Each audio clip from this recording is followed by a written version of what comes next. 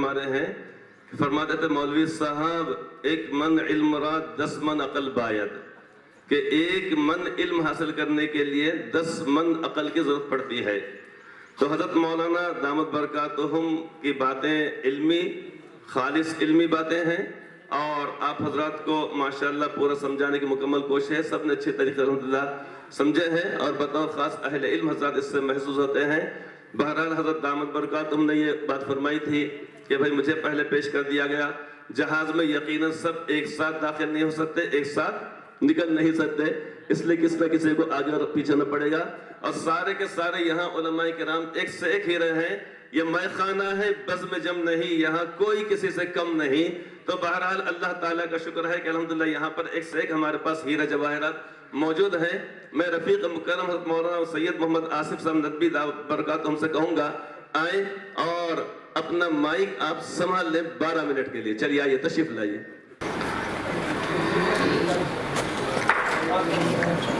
الحمد لله الذي لم يتخذ ولدا ولم يكن له شريك في الملك ولم يكن له ولي من الذل وكبره تكبيرا، والصلاة والسلام الأتمان الأكملان على سيدنا وحبيبنا ونبينا وقدوتنا ومولانا وقرة أعيننا محمد بن عبد الله وعلى آله الطيبين الطاهرين ومن تبعهم بإحسان إلى يوم الدين، أما بعد۔ قابل صد احترام گرامی قدر مرتبت صدر اجلاس حضرت مولانا مفتی خالد شاکر صاحب زیدہ مجدہ السامی، حضرت مولانا عبد الحمید خان صاحب قاسمی، حضرت مولانا رشید احمد صاحب قاسمی، اور حضرت مولانا مفتی محبوب حسن صاحب، حضرت قاری اسعد صاحب، حضرت مولانا مفتی وقایت اللہ صاحب، اسٹیج پر رونق افروز تمام ہی علماء کرام اور سامعین اعظام، بہت سارے حضرات ہیں۔ میں تہ دل سے معذرت چاہتا ہوں کہ اگر اتنوں کے نام لوں گا تو 12 منٹ پورے ہو جائیں گے۔ حضرات علماء کرام بسمت بتائیے، ایک جملے میں سب کو لیجیے، حضرات علماء بسمت۔ ہاں، حضرات علماء بسمت۔ چلیے الحمدللہ، اس میں سب آگے اور سب کے نام لینا ممکن بھی نہیں ہے، ماشاءاللہ۔ بہرحال میں عموماً ایسے موقعوں پر جب ہمارے ان اکابرین کی موجودگی میں اس ناچیز کو کچھ کہنے کا حکم دیا جاتا ہے تو عموماً میں ایک شعر کہتا ہوں، شاید اس میں آپ میں سے کچھ حضرات نے میری زبان سے وہ شعر سنا بھی ہوگا، لیکن بہرحال میں پھر دہرا دیتا ہوں۔ خمار بارہ بنکی کا شعر ہے۔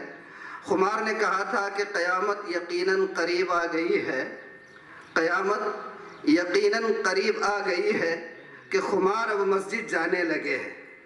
ان اکابرین کی موجودگی میں میرا کچھ کہنا بہرحال میں سمجھتا ہوں کہ میرے حساب سے مناسب تو نہیں تھا، لیکن حضرت مفتی صاحب نے حکم دیا تو اس حکم کی تعمیل میں یہاں پر حاضر ہو گیا ہوں۔ یہ اہل علم صرف اہل علم علماء نہیں ہیں، اہل دل اور اہل نسبت علماء ہیں۔ ان کی موجودگی ہی ہمارے لیے جو ہے شرف امتیاز ہے۔ مستند رستے وہی مانے گئے، مستند رستے وہی مانے گئے جس سے ہو کر تیرے دیوانے گئے، لوٹ آئے جتنے فرزانے گئے تاب منزل صرف دیوانے گئے۔ آہ کو نسبت ہے کچھ عشاق سے، آہ کو نسبت ہے کچھ عشاق سے، آہ نکلی نہیں اور پہچانے گئے۔ تو یہ وہ علماء کرام ہیں، ان کی موجودگی میں حضرت نے مجھے یہ شرف اور سعادت بخشا، اس کے لیے میں آپ کا تہ دل سے صمیم قلب سے مشکور ہوں۔ مجھے اس باوقار اور پرکشش اجلاس میں جس موضوع پہ کہنے کے لیے حکم دیا گیا ہے، میں یہ سمجھتا ہوں کہ وہ موضوع اور عنوان بہت سنجیدہ قسم کا ہے، اور سچی بات تو یہ ہے کہ عمومی اجلاس کا موضوع نہیں ہے۔ ملک کے اندر جو موجودہ مسلمانوں کے حالات ہیں اور مسلمانوں کے مسائل کا، مصائب کا، اور ہر نئے دن نئے نئے مسائل کا جو سلسلہ مسلمانوں کے سامنے ہے، ان مسائل کو لے کر گفتگو کرنا اور ان مسائل کے حل کے طور پر کوئی بات رکھنا، سچی بات یہ ہے کہ میں اپنے آپ کو اس کا بالکل بھی اہل نہیں سمجھتا ہوں، لیکن حضرت نے کہا ہے تو کچھ باتیں آپ کے سامنے رکھ دیتا ہوں۔ عموماً آپ لوگ جانتے ہوں گے کہ مسلمانوں کے مسائل کو لے کر جب کوئی اجلاس منعقد کیا جاتا ہے، کوئی کانفرنس منعقد کی جاتی ہے، کوئی سمپوزیم بلایا جاتا ہے، کوئی مومنٹ آرگنائز کیا جاتا ہے، اور ان سارے مومنٹس کے اندر مسلمانوں کے مسائل کو لے کر جب کوئی بات کی جاتی ہے تو عام طور پر 2 یا 3 طریقے ہی کی باتیں کی جاتی ہے۔ اور عام طور پر وہ باتیں کیا ہوتی ہیں؟ سب سے زیادہ جن باتوں کو اجاگر کیا جاتا ہے ایسی نشستوں میں وہ یہ ہوتی ہے کہ مسلمانوں کی موجودہ زوال کا، ادبار کا، پستی کا، مین اسٹریم سے دور ہونے کا، مسلمانوں کی ناکامی کا، مسلمانوں کی ذبح حالی کا اگر کوئی سب سے زیادہ بنیادی سبب ہے تو عموماً یہ کہا جاتا ہے کہ مسلمانوں کی تعلیمی پسماندگی اس کا ذریعہ ہے، اس کا سبب ہے، اس کی وجہ ہے۔ یا اگر اپنے اس تجزیے کو اور اپنے اس انالائز کو زیادہ اگر کوئی دانشور وسیع کرتا ہے تو وہ یہ کہتا ہے کہ مسلمانوں کی تعلیمی پسماندگی کے ساتھ ساتھ مسلمانوں کے ادبار کا ایک سبب ان کا معاشی طور پر پسماندہ ہونا ہے۔ اور اگر کوئی اس دائرے کو وسیع کرے گا تو وہ یہ کہے گا کہ مسلمانوں کے اس ملک میں مین اسٹریم میں شامل نہ ہو پانے کی وجہ ان کے تعلیمی پسماندگی کے ساتھ ساتھ اور ان کی معاشی ذبح حالی کے ساتھ ساتھ اگر کوئی وجہ ہے تو وہ ہے مسلمانوں کا پولیٹیکلی اور سیاسی طور پر بے وزن، بے وقت ہو جانا اور ان کا حاشیے پر کھڑے رہ کر دوسروں سے دریوزہ گری کرتے ہوئے رہنا۔ عموماً یہی باتیں کہی جاتی ہیں مسلمانوں کی زوال کے اسباب کے سلسلے میں۔ لیکن میں تھوڑا سا آپ حضرات کو متوجہ کرانا چاہوں گا۔ میں یہ دیکھ رہا ہوں کہ الحمدللہ بہت سارے احباب میرے سامنے بھی اور میرے دائیں جانب بھی اور پیچھے بھی بہت سارے ایسے افراد ہیں جو عمر رسیدہ ہیں، اور ہو سکتا ہے کہ بہت سے افراد جہاں دیدہ بھی ہوں گے، اور بہت سارے لوگ ماشاءاللہ جو کم عمر بھی ہیں، لیکن میں یہ سمجھ رہا ہوں، دیکھ رہا ہوں کہ وہ بہت زیادہ صلاحیت مند ہیں، حالات کا جائزہ لیتے رہتے ہوں گے۔ میں آپ کی توجہ اس طرف مبذول کرانا چاہوں گا، یہ عمر رسیدہ افراد سے آپ تحقیق کر سکتے ہیں۔ مجھے دل پر ہاتھ رکھ کر بتائیے کہ ملک کی آزادی کے وقت مسلمانوں کا تعلیمی تناسب ہمارے اس وطن عزیز کے اندر جو تھا، کیا آج بھی تعلیمی تناسب وہی ہے؟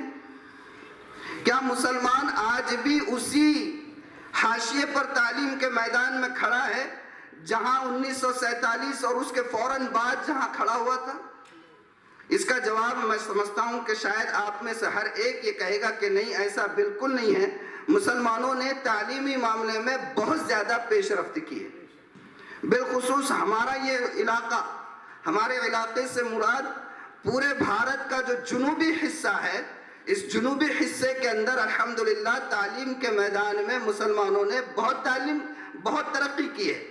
مسلمانوں کے ٹیکنیکل ادارے بھی ہیں، مسلمانوں کے تعلیمی ادارے بھی ہیں، یونیورسٹیز بھی ہیں، اور بہت سارا تعلیمی جال مسلمانوں نے پھیلا دیا ہے۔ اور اب تو اللہ کا شکر ہے کہ یہ تعلیم کی ترقی کی ہوائیں جنوب سے نکل کر مشرق کی طرف بھی بڑھتی چلی جا رہی ہے، دیکھ رہے ہیں۔ تو یہ تو کوئی سبب نہیں ہوا پھر کہ مسلمان تعلیمی طور پر پسماندہ ہیں، اس لیے ان کے سامنے جو ہے مسائل کا انبار ہے۔ پھر کیا وجہ ہے؟ تو کیا معاشی طور پر کمزوری اس کا سبب ہے؟ اب آپ دل پر ہاتھ رکھ کر بتائیے، مسلمان ملک کی آزادی کے وقت مسلمانوں کے پاس روزگار کے جو سادن تھے اور جو سورس آف انکمز مسلمانوں کے پاس اس وقت تھے، پوری سوچی سمجھی سازش کے تحت ملک کی آزادی کے بعد آپ تاریخ کی کتابیں پڑھ لیجئے، پوری سوچی سمجھی سازش کے تحت مسلمانوں کی معاش کے جو سورسز تھے، جو سادھن تھے، ان تمام سورسز اور سادھن کو ختم کرنے کی پوری کوشش کی گئی اور اس میں وہ کامیاب بھی ہوئی۔ بھاگلپور کے فسادات، مراد آباد کے فسادات، اور اس کے بعد حال میں گجرات کے فسادات، آپ دیکھتے چلے جائیے، یہ وہ سارے فسادات اگر آپ اس کی تہ میں جائیں تو آپ کے سامنے آؤٹ پٹ جو نکلے گا اور نتیجہ جو نکلے گا، اور آپ اس نتیجے پر پہنچیں گے کہ یہ سارے فسادات مسلمانوں کی معاشی کمر کو توڑنے کے لیے منعقد کیے گئے، توڑنے کے لیے جو ہے تو اس کی منصوبہ بندی کی گئی۔ لیکن اس کے باوجود آج مسلمانوں کے بالعموم کچے مکان اب تو کم نظر آ رہے ہیں، مسلمان معاشی طور پر مستحکم نظر آ رہا ہے۔ کیا آپ کہہ سکتے ہیں کہ مسلمان ابھی بھی جو ہے اسی معاشی طور پر ذبح و حالی کا شکار ہے؟ نہیں ہے۔ دینی معاملے کو بھی آپ لے لیجئے، یا کابرین ہمارے یہاں موجود ہیں، میں تو ابھی طفل مکتب ہوں، میں ان کے سامنے کیا جو ہے آپ کے سامنے جائزہ رکھوں، لیکن آپ ان سے تحقیق کر سکتے ہیں، ان سے پوچھ سکتے ہیں کہ 1972 میں جب ہمارے ملک کے موقر علماء کرام نے جو اپنے رب کے پاس پہنچ چکے، اللہ ان کی تربتوں کو ٹھنڈا رکھے، اور جو ابھی زندہ ہیں اللہ سلامتی و عافیت کے ساتھ ان کی عمروں کا دراز فرمائے اور ان کے سایہ عاطفت کو ہمارے سروں پر برقرار رکھے۔ ان لوگوں نے 1972 میں جب مسلم پرسنل لا بورڈ کا قیام عمل میں آیا تھا، اس وقت مسلمانوں کے سامنے ان کی شریعت کو لے کر، دینی مسائل کو لے کر جس طریقے سے مسائل کا انبار کھڑا تھا، متبنہ بل لایا گیا تھا، اور اسی طرح شعبانوں کیس تھا، اور بہت سارے افراد ہماری اپنی قوم میں سے کھڑے کیے جا رہے تھے، عبد الکریم اور اس چھاگلا اور یہ عبد الحمید دلوائی اور اس طریقے کے بہت سارے نام ہیں۔ آپ تحقیق تھوڑی سی کر لیجئے، جیسا ماحول اس وقت کریٹ کیا گیا تھا، ایسا محسوس ہو رہا تھا مسلمانوں کو کہ شاید اب اس ملک کے اندر سے اسلام کو حاشیے پر کر دیا جائے گا اور مسلمان اپنے دین و شریعت سے دستبردار کرا دیے جائیں گے۔ لیکن کیا وہ کامیاب ہوئے؟ کامیاب ہوئے؟ نہیں ہوئے۔ آج کے جو حالات جو ہم گزشتہ 10-12 سالوں سے مسلسل دیکھتے آ رہے ہیں، کون سے حالات دیکھتے آ رہے ہیں؟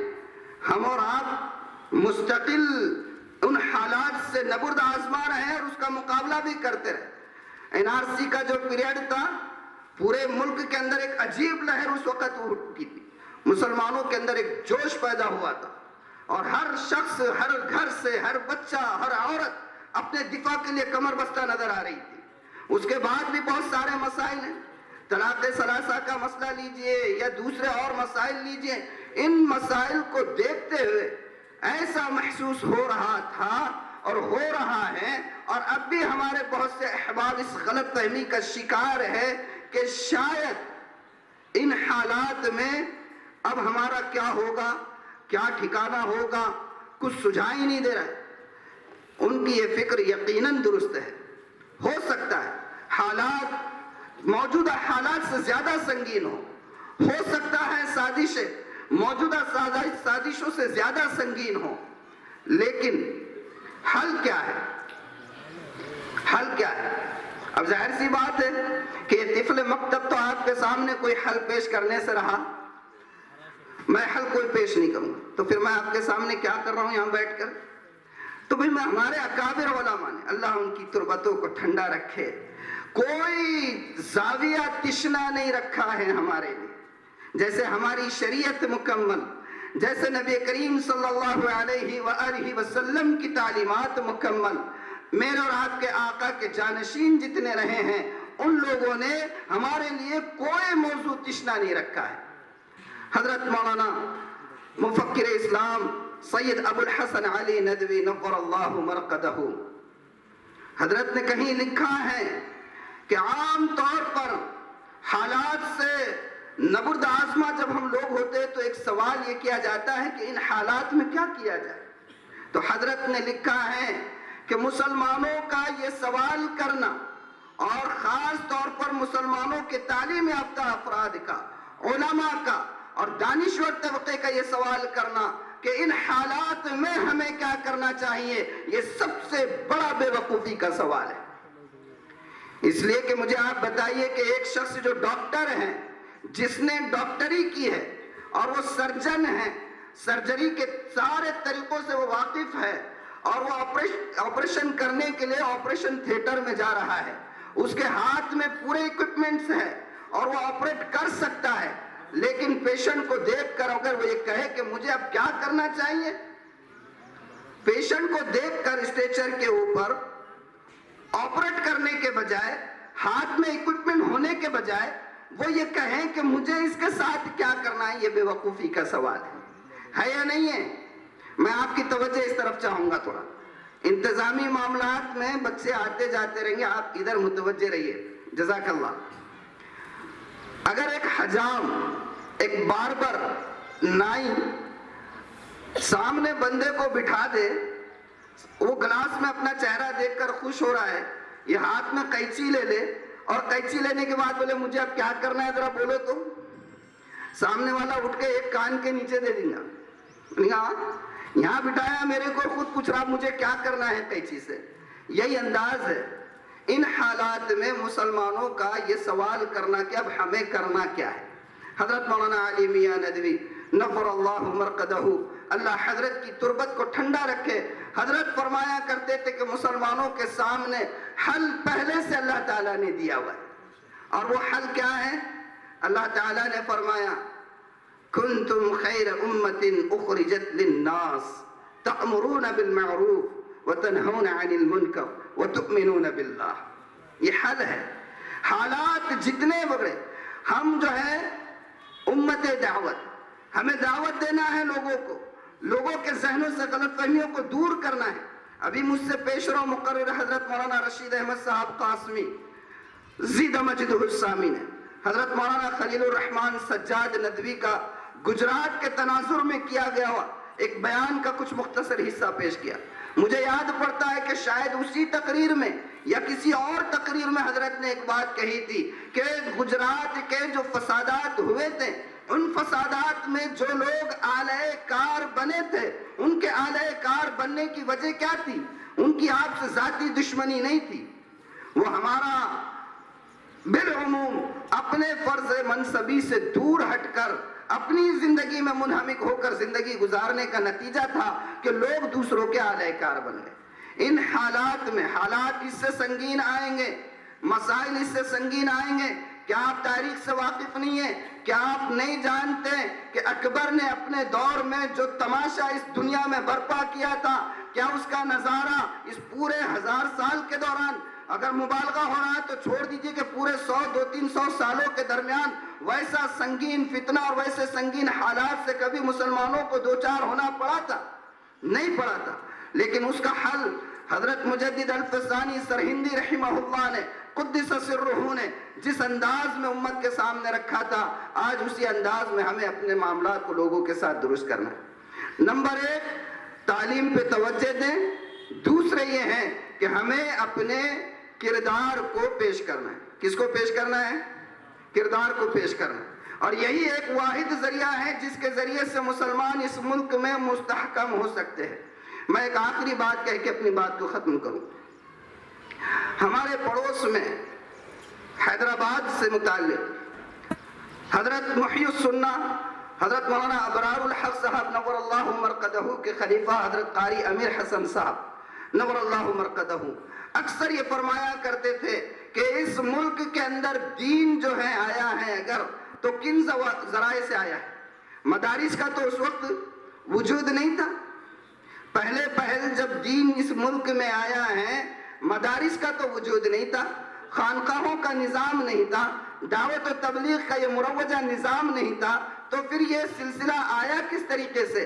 تو حضرت فرمایا کرتے تھے دین اگر اس ملک کے اندر آیا ہے تو وہ 2 طریقوں سے آیا ہے. ایک طریقہ اولیاء کرام اور دوسرا تجار.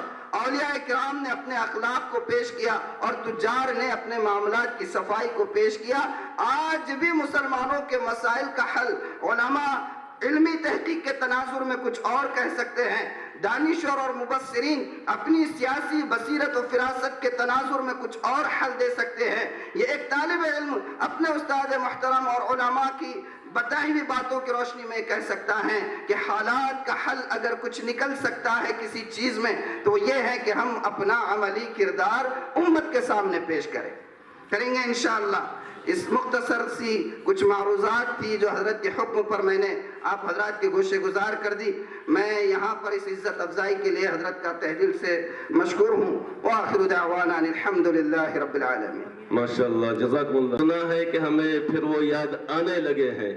حضرت مولانا آگے اس کے چلیے.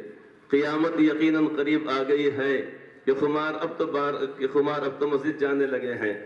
سنا ہے کہ ہمیں پھر وہ یاد آنے لگے ہیں, سنا ہے کہ ہمیں وہ بھلانے لگے ہیں, تو کیا پھر ہم انہیں یاد آنے لگے ہیں؟ یہ آگے چلیے, ٹھیک ہے. بہرحال الحمدللہ یہ سلسلہ کب آگے بڑھایا جا رہا ہے, اور ناندیڑ کے ایک مشہور و مقبول عالم دین حضرت مولانا مفتی محبوب حسن قاسمی صاحب دامت برکاتہ ان سے میں گزارش کروں گا اب یہاں پر تشریف لائیں, اور ان سے پہلے حافظ محمد عبد الجبار صاحب اور دیگر حضرت مختوم بھائی وغیرہ سب لوگوں کو, حافظ عبد الحکیم صاحب سارے لوگوں کو وہاں سے یہاں پر بھجوائیے, کوئی وہاں پہ دکھائی نہیں دینا چاہیے, اور ناشتے کا سلسلہ بند کر دیا جائے.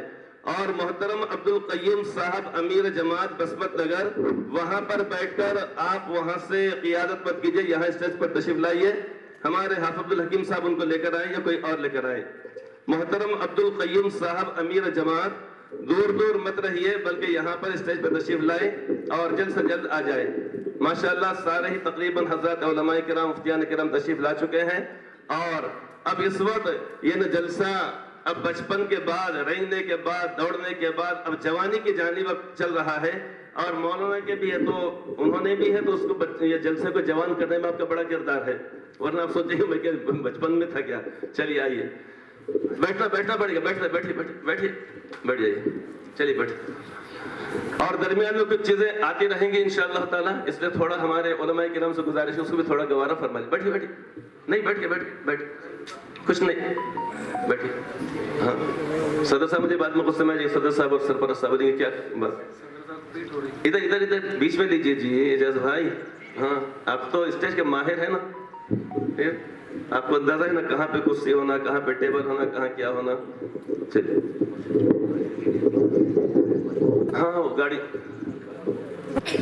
مسجد کے پیچھے شملے کی جانب جو گاڑیاں ہیں, ڈرائیور حضرات سے گزارش ہے کہ اپنی گاڑیوں کو تھوڑا ایک طرف لے لیں, چونکہ پانی کا ٹینکر لایا گیا ہے, ورنہ سب لوگوں کے لیے مسئلہ ہو جائے گا خدا نخواستہ وضو کا, طہارت کا. اس لیے اس مجمع کے اندر جو ڈرائیور حضرات ہیں تھوڑا اپنی گاڑیوں کو تھوڑا آگے لے لیں. چلیے اب سنتے ہیں حضرت مفتی صاحب کیا فرماتے ہیں. چلیے. بسم اللہ الرحمن الرحیم. الحمد للہ کفا وسلام علی عباده الذین اصطفى, اما بعد فاعوذ باللہ من الشیطان الرجیم. بسم اللہ الرحمن الرحیم. یا ایہا الذین آمنوا قوا انفسکم واہلیکم نارا.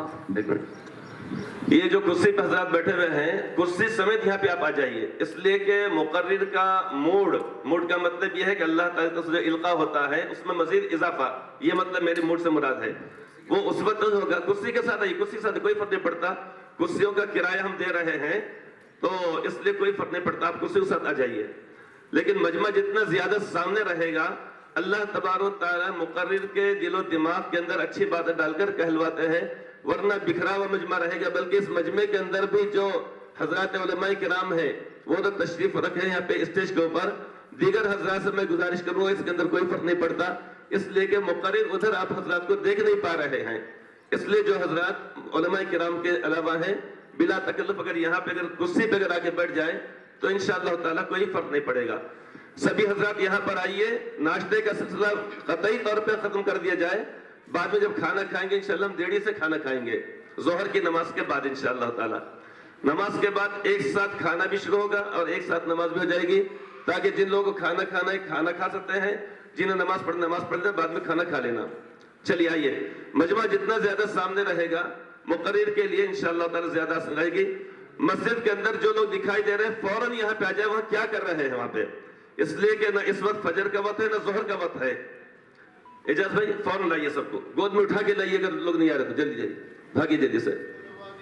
ہاں ہمارے بچے بھی جاؤ, فوراً جاؤ, آ جاؤ ادھر آ جاؤ.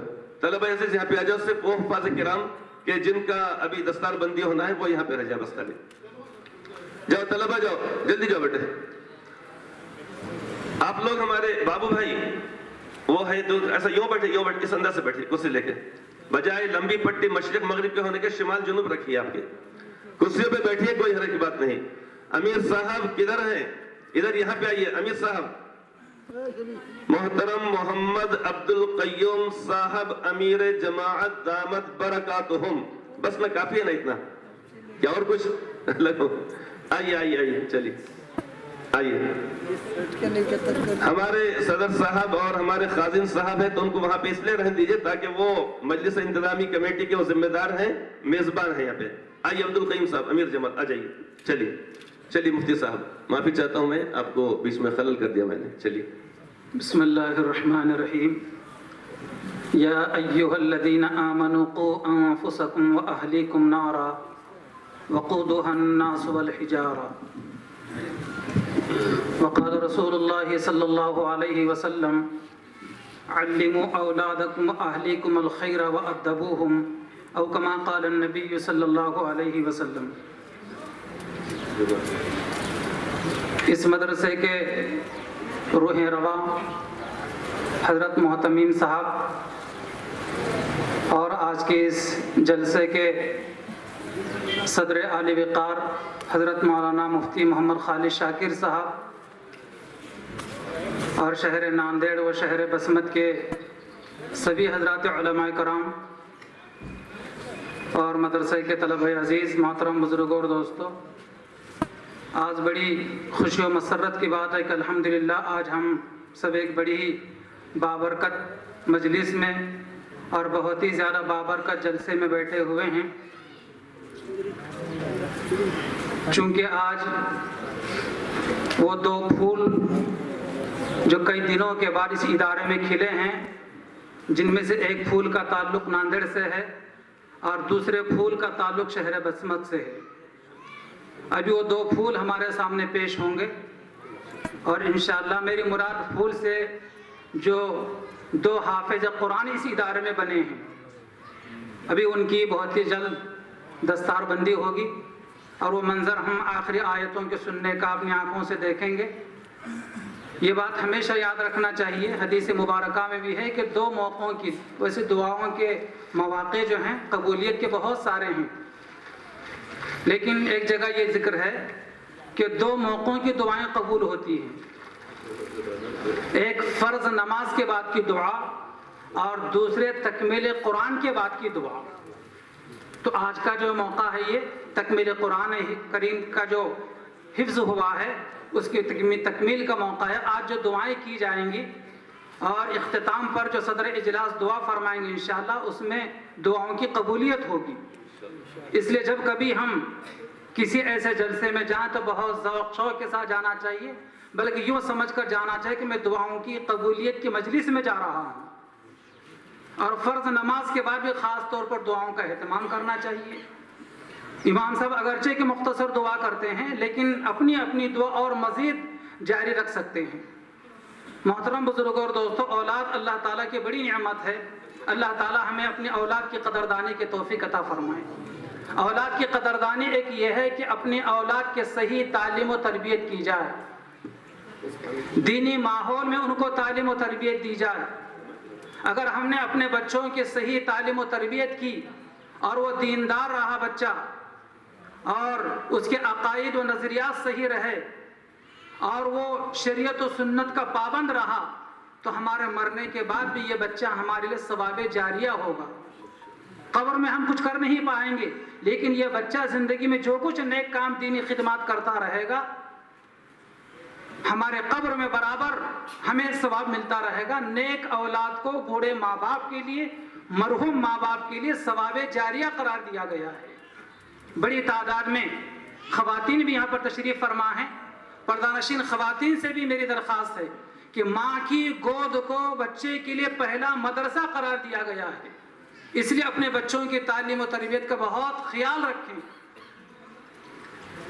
عربی کا شاعر ہے، وہ کہتا ہے لیس الیتیم الذی قد مات والدہ، لیس الیتیم الذی قد مات والدہ ان الیتیم یتیم العلم والادب. کہ صرف وہ بچہ یتیم نہیں ہے جس کے باپ کا انتقال ہو گیا ہو، بلکہ وہ بچہ بھی یتیموں میں شامل ہے، یتیموں میں شمار ہوتا ہے جس کے ماں باپ زندہ ہوں لیکن اس کی اولاد علم و ادب سے محروم. اس لیے ہم اپنے اولاد کی دینی تعلیم کی فکر کریں. یہ دینی مراکز، یہ دینی مدارس اور مکاتب، یہ اس زمانے کے ہر زمانے کے اندر ان کی ایک اہمیت رہی ہے. لیکن اس زمانے کے اندر مکاتب قرآنیہ مدارس عربیہ کی بہت زیادہ اہمیت ہے، ہمیں اسے قدر کی نگاہ سے دیکھنے کی ضرورت ہے، ہمیں اسے قدر کی نگاہ سے دیکھنے کی ضرورت ہے۔ دیکھیے 5 لوگ ہماری سفارش کریں گے قیامت کے دن۔ اب دیکھیں ہم کس حد تک ان کے قریب ہیں، اور ان 5 میں سے کون کون ہماری سفارش کر سکتا ہے قیامت کے دن۔ چنانچہ مسلم شریف کی روایت ہے، حضرت عثمان غنی رضی اللہ تعالی راوی حدیث میں بیان کرتے ہیں، یشفع یوم القیامت 3 کہ قیامت کے دن 3 لوگ شفاعت کریں گے، سفارش کریں گے، الانبیاء ثم العلماء ثم الشہداء۔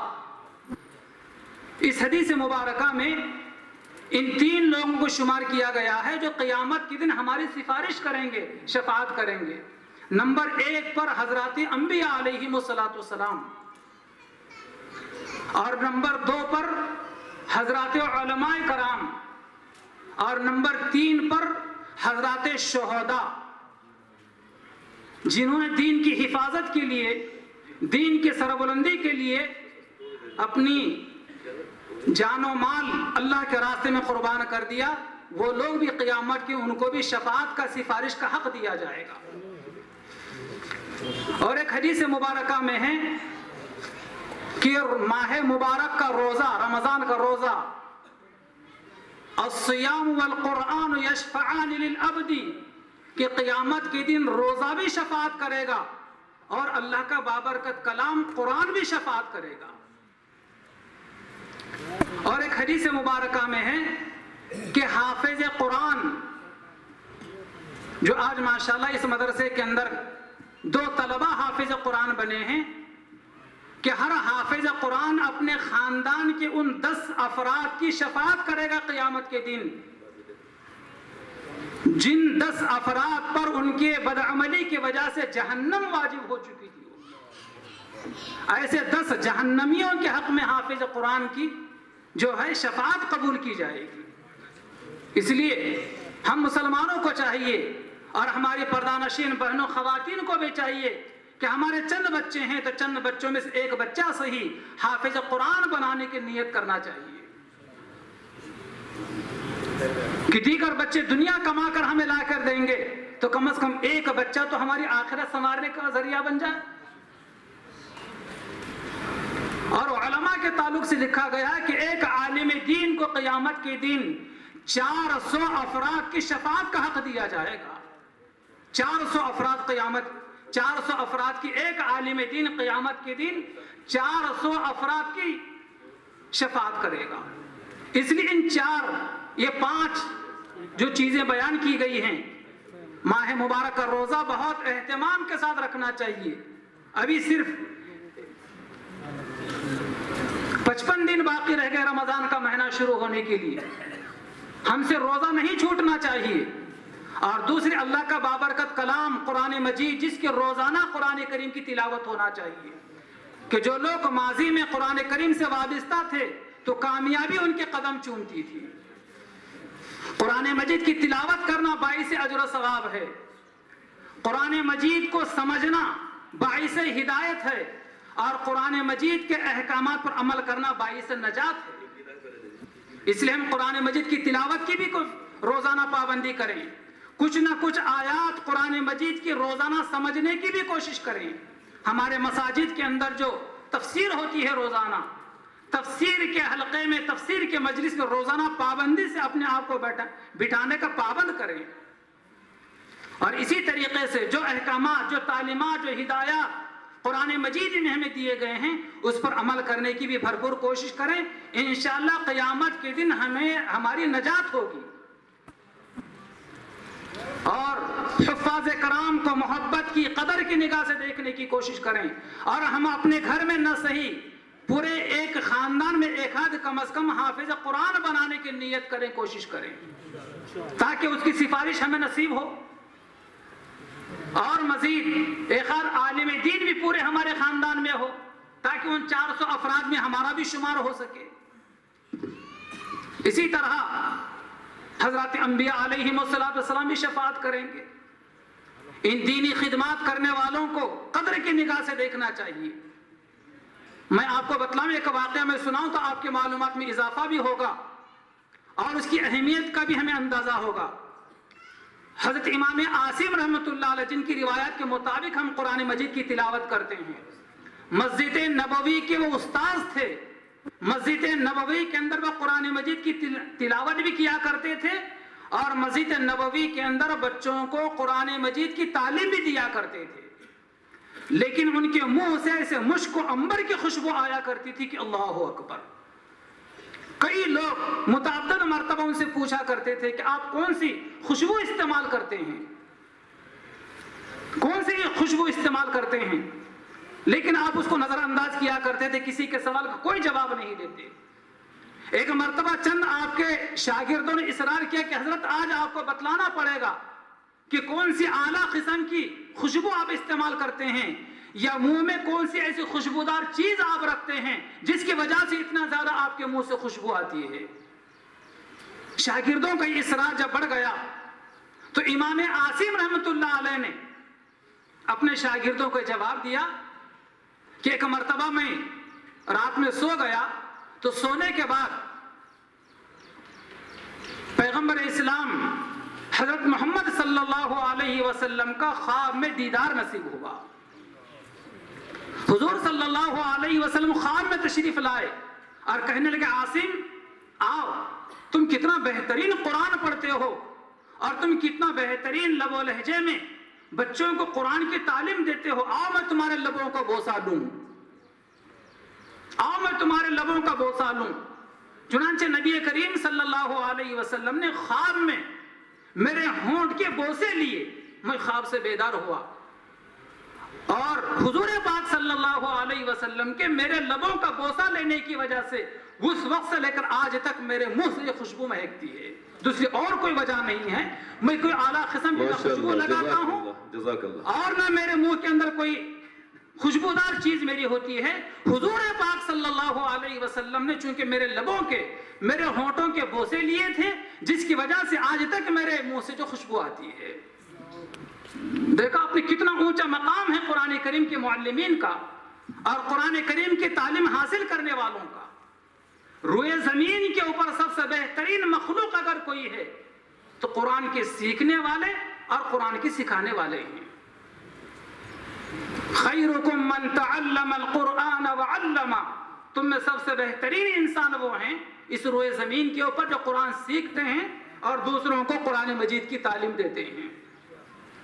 इसलिए हम आम इंसानों को चाहिए, आम मुसलमानों को चाहिए कि इनको इज्जत की निगाह से देखें, कुरान के मुअल्लिमीन को और कुरान की तालीम सीखने वाले तलबा को इज्जत की निगाह से देखें। आज हमारे तलबा स्कूल से मैट्रिक पास करते हैं और 12वीं पास करते हैं, कोई डिग्री ले लेते हैं, तो आज बड़े बड़े फंक्शन हॉल के अंदर बड़ी बड़ी